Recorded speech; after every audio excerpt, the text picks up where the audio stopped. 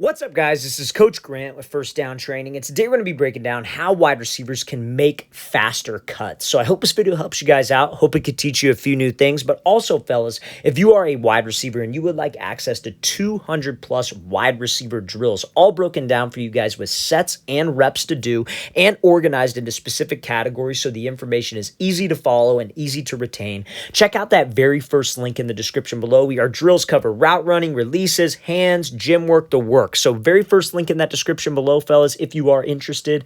Let's get started with this video. So when it comes down to cutting, fellas, we're going to be talking a lot about wide receivers getting into their breaks where they got to drop their hips, right? So to create some explosion at the break point, there's one word that you guys should always be thinking about, and that's being violent. You want to be violent with your cuts, whether you are cutting on a post route and making a single cut in the ground, whether you're dropping your hips on a comeback, dropping your hips on this kind of like slip under route. Guys, you have to be violent with your movements because that creates energy. So let's show this first example here. So this wide receiver comes off, gets a little hezzy move, puts the brakes on, and runs this 5-yard under route where he's slipping under the DB and obviously makes the DB look a little foolish, makes him stumble. So how is he able to get out of this break with so much speed? So the first thing that starts out getting out of your cuts with speed is running into your cuts with some speed. So fellas, at the break point, like when I said being violent only happens when you have speed leading into the route. And that kind of helps us out as a wide receiver, because a wide receiver to sell your routes, because this wide receiver, he's doing this like kind of diamond release, right? So what a diamond release is where you attack the DB's outside shoulder and his outside hip. The goal is to get him to flip and commit to a fade so we could slip back underneath. You could use this on a slant. You could use this on like a 5-yard under, which is what we're running right here. But to do that and to get this DB to open up, you got to run with some speed. So you got to make sure we have good stride. We're running hard. Your body language is committed. And if we can do all of those things at the break point, the only way that you can slow down is by being violent with your hips. So what does that exactly mean? That means like quickly sitting into a chair, if you will. I equate this, I tell my wide receivers all the time, and this seems to help them. I'll tell them, think of the break like you're playing musical chairs. So you guys have probably all played musical chairs as a kid. You're walking around a circle, the music stops. What do? You try to sit in the chair as fast as you can. You're being violent, right? So you want to be violent with your hips like the music stops at the break point. Now, when you do drop into the break to set yourself up for some speed, you have to make sure your upper body is also in an explosive position, because my goal is to generate as much power as possible so I can accelerate and beat this DB to the break point. So when you drop, you don't want to sit into the chair violently but have your chest straight up in the air, because you want to think of a break point like the start of a 40-yard dash, right? So I'm sure all of you have probably ran a 40-yard dash at one point or another. The first 5 yards of a 40-yard dash, they call it the drive phase. You're trying to be as explosive and as powerful as possible. You're not even trying to run fast. You're just trying to create energy. So that energy can lead to acceleration. So that's exactly what you're trying to do at a break point. You are trying to be as violent as you can so you can create energy. You're violent with your steps, you're violent with your hips, and you are in an explosive pad level position, aka your chin should be even with your knee. I'll tell guys to try to touch their chin to their knee, because when you're straight up in the air and your chest and your chin is up, that's no different than when somebody starts or when you're running the 40-yard dash and your start, that's no different than you just popping straight up in the air. You might be running hard, but you're going to lose explosion and you're eventually going to die out and lose that acceleration up. So we need to be violent and aggressive with my hips. Chin goes to my knee because that creates energy. Now, when we drop, this is where the speed comes into play.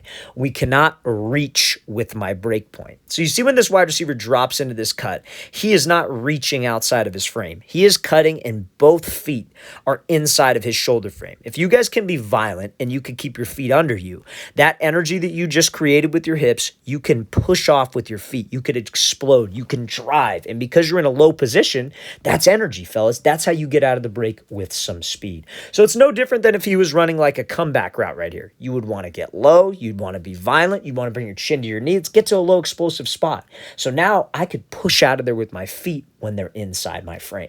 A lot of wide receivers will lose speed off of their drive leg on a cut, because what ends up happening is that they'll drop, but then they try to get out of it too fast. They'll snap their head around. They'll get out with their hips, get out with their shoulders, and this foot still hasn't landed yet. So that foot will land outside their frame. They'll slip. They won't have any drive, and they'll lose that acceleration. Yeah, maybe they got low, but they try to get out of it too fast. So fellas, we have to be powerful with my feet, violent with my hips, bring my chin to my knee. That is the first part of getting a faster cut. So let's play this thing again, full speed one more time, and then we're going to break down the steps behind getting in and out of a break like a comeback or a curl faster with little to no wasted time. So he comes off the ball, he accelerates, is violent with those hips, and you see that explodes him into the last part of this route so he can finish.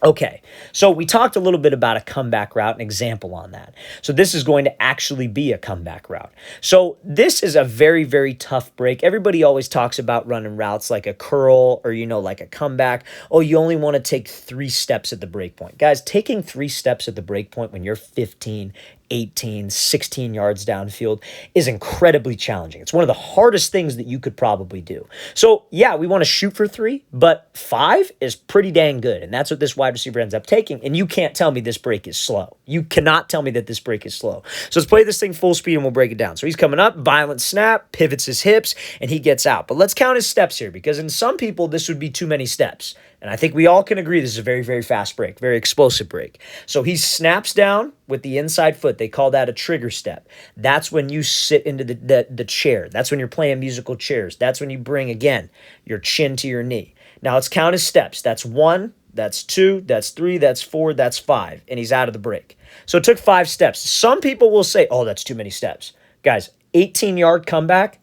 Very, very tough to run it in 3 steps while you are running full speed, while you are selling your routes, and you're snapping down like crazy. Because again, remember, what gets us separation in the first place is being a salesman. I have to sell my route. I got to run hard. I got to run with stride. I got to commit my body language. It is very hard to get out in 3 steps. So you want to shoot for 3, but you also want to shoot for just eliminating extra time. If you can take a fast 5 and somebody's taking 3, but they slow down 2 yards before the break, who really got it? Who's going to get more separation? The guy who has speed into the break and the guy who has speed out of the break. So what? You took 2 extra steps. You sold the route to the last possible second, and you had an explosive break. So what we can do to try to eliminate wasted time is not focus on the number of steps, focus on the placement of the steps. So when he snaps with this inside foot, that's what I recommend too, by the way. If you're running and again, it's tricky when it's man coverage because man coverage, you are getting to a landmark. It's not necessarily based off of the steps on your route.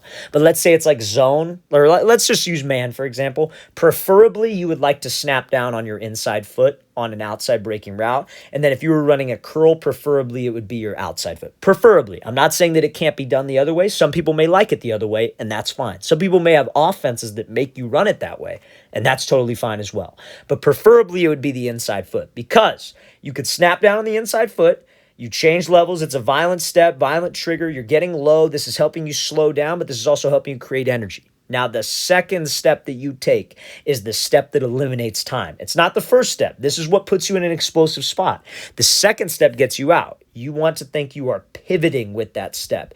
You are almost trying to turn your toe at a 45-degree angle. So the third step out of there can hook around. They call it a snap, pivot, hook. So when you hook this step back around, what can you do off of this? You can drive off of the hook step.